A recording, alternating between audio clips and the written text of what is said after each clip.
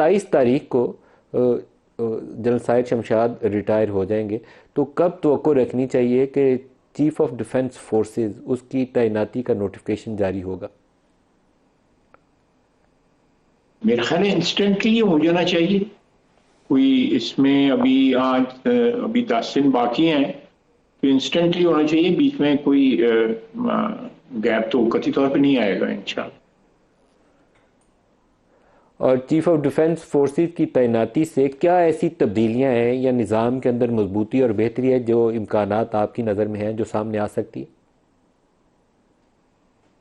देखें, ये मतलब CDS की जो अपॉइंटमेंट है, ये तो बहुत से मुल्कों में है, बल्कि जो बड़े डेवलप्ड मुल्क जो हैं, जिनमें बरतानिया भी शामिल है, वहाँ भी ये पोजीशन है।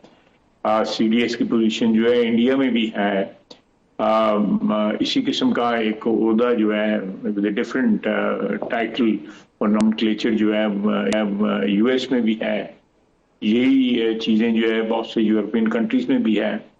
तो मेरा ख्याल है कि इसमें कोई हिकमत जो है तो किया गया है। और जॉइंट चीफ ऑफ स्टाफ का ओहदा जो है, जो अबॉलिश किया गया है, वो उसकी एक रिप्लेसमेंट भी है। तो उसमें भी एक हिकमत थी कि वो ओहदा क्रिएट किया गया, और सारी की सारी जो भी उनकी फ़राइज़ थे उस ओहदे के, वो सारे के सारे जो है वो CDS को जो है ट्रांसफ़र हो जाएंगे। तो मेरा ख्याल है कोई इसमें कोई नई तरह या नई कोई ऐसी चीज़ जो है वो नहीं डाली गई जिससे कोई इसमें एक्सप्लेनेशन की ज़रूरत हो। It's just continuity of the same office with different title, और उसमें यह है कि एक ऑफिस अबॉलिश किया गया है और उसको इस नए ऑफिस में किया गया है।